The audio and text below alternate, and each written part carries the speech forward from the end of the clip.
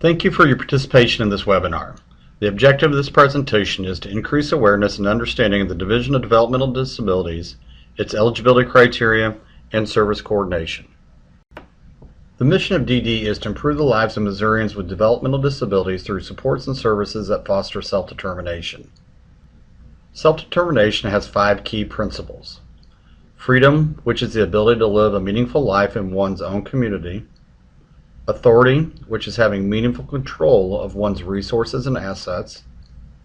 Support, providing an individual the assistance necessary to organize their resources and to achieve their goals. Responsibility, which is promoting individuals to be active members of their community through participation in avocational and vocational activities. And confirmation, which is the acknowledgement and recognition of each individual's abilities and contributions. DD has 5 priorities in the delivery of their services. These are fostering self-determination, supporting families to have the knowledge and resources with making informed decisions, facilitating individualized services and supports which are determined through an assessed need to optimize autonomy and maximize independence, developing accessible housing which is focused on universal design for all Missourians, and promoting Employment First, which is a national initiative which promotes all individuals having the opportunity to explore competitive integrated employment.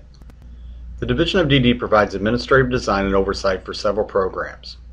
Targeted Case Management is an optional state plan program that assists individuals served by the division to gain access to needed medical, social, educational, and other support services.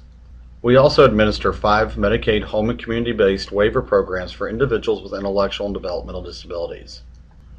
The Office of Autism Services was established in 2008 to provide leadership and program development for children and adults with autism spectrum disorders, to include establishment of program standards and coordination of program capacity. The Community Supports Unit is comprised of a team of professionals to support training, technical assistance, and program design related to advocacy, family resources, autism services, behavior support, community living, and employment supports.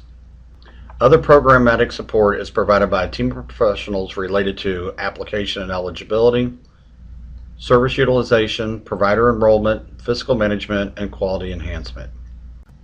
Regional offices are located throughout the state of Missouri.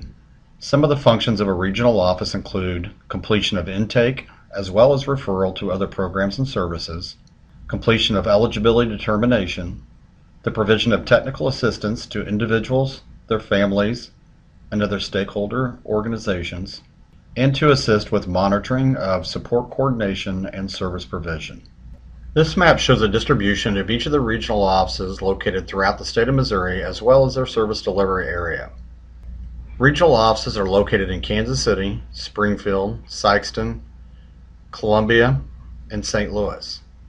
Satellite locations are available in Albany, Joplin, Poplar Bluff, Rolla, Kirksville, and Hannibal.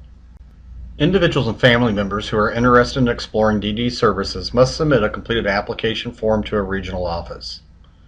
As part of the application process, an individual will complete an adaptive assessment to measure current level of functional skills. DD does not provide diagnostic testing. However, we will assist individuals and their families by requesting existing medical, psychological, and educational records. Although an individual may be receiving services from a county Senate Bill 40 board, regional office staff complete the eligibility determination. This determination is based on the presence of a developmental disability diagnosis, the functional limitations associated with the diagnosis, and the support needs of the individual. For the Division of Developmental Disability eligibility purposes, an individual must have a developmental disability diagnosis which is expected to continue indefinitely, which had an onset prior to the individual's 22nd birthday, and a disability which substantially limits 2 or more major life activities. The life activities evaluated are 1. Self-care, 2. Receptive and expressive language development and use, 3. Learning, 4. Self-direction, 5. Capacity for independent living or economic self-sufficiency, and 6. Mobility. Examples of developmental disabilities which may meet eligibility criteria for DD services include, but are not limited to, intellectual disabilities, cerebral palsy, traumatic brain injuries, autism diagnoses, and Down syndrome. Once eligibility is established, an individual will be assigned to a support coordinator whose primary role is to assist the individual and their family with identifying support needs, navigating resources in the community, accessing other programs, and monitoring progress. A support coordinator will be affiliated with a targeted case management entity and could be a state employee from a regional office, an employee of either a Senate Bill 40 county board, or an employee of a contracted not-for-profit entity. One of the key responsibilities of the support coordinator is to assist the individual and their family with the development of an individual support plan, also known as an ISP. Services in an ISP are individual specific. Therefore, they are based upon the unique needs of each person regardless of his or her diagnosis. There are multiple services available to support individuals, however, they are not entitled to all services. Therefore, individuals access services and supports unique and customized to their needs. All individuals will receive support coordination. However, only those with more intensive needs are eligible for fee-for-services associated with a Medicaid waiver. We will discuss the unique opportunities available for those who are eligible for a waiver in a few minutes. The individual support plan is a document completed by the individual, his or her support coordinator, and the person-centered planning team. Within the ISP, the individual's unique qualities, goals, and support needs are outlined. Services needed to assist a person with achieving their personal outcomes are detailed, as well as an estimation of the frequency, duration, and cost of these services. The provider of each of these needed services is selected by the individual based upon informed choice. Once the ISP is completed, the support coordinator will submit the ISP and requested services to a review committee. The review committee, also known as utilization review, evaluate the ISP, the priority of a person's needs, and the budget associated with the types of services, frequency, and duration. In general, the review committee clarifies any questions, ensures appropriate services have been coordinated in accordance with state rule, and facilitate access to a Medicaid waiver if needed for the individual. As previously noted, DD administers 5 Medicaid home and community-based waivers. Medicaid waivers are federal funded programs associated with the Social Security Act. These waivers enable states to use Medicaid dollars to support individuals with intellectual and developmental disabilities with residing independently in their community.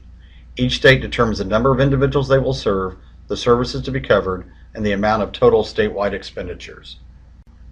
When an individual is receiving services through the home and community-based waivers, the community settings rule require that services must be fully integrated in and support access to the greater community.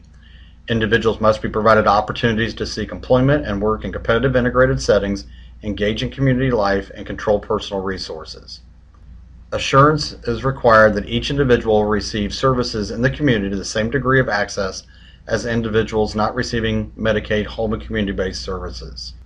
Individuals must be provided choice of services from more than one setting option, including non-disability specific settings. And if an individual is receiving residential services, they must also be afforded the opportunity to have a private room within their residential setting. It is important to note that not all individuals eligible for services through DD are also eligible for a Medicaid waiver.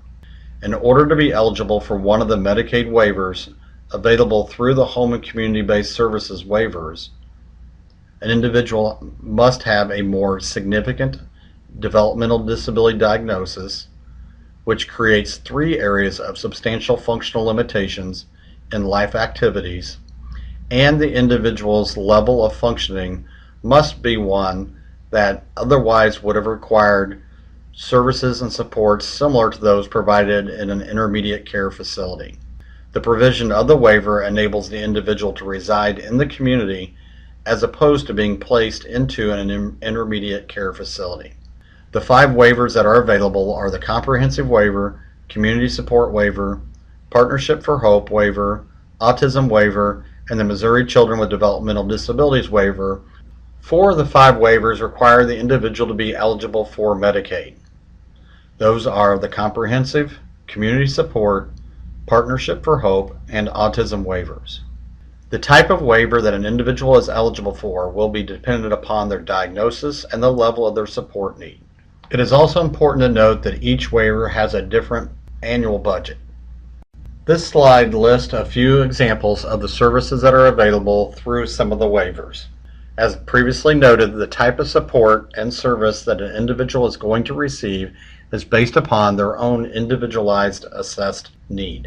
Residential supports and services are only available to those individuals who are receiving the comprehensive waiver. Thank you for your participation in today's webinar. If you would desire additional information, you may contact me, Dwayne Shoemate, Director, Youth Transition Employment, at 573-526-8214. You may also email me at Dwayne, DUANE.Shoemate, SHUMATE, at dmh.mo.gov. Additional information can also be located at the DD website, which is www.dmh.mo.gov/DD.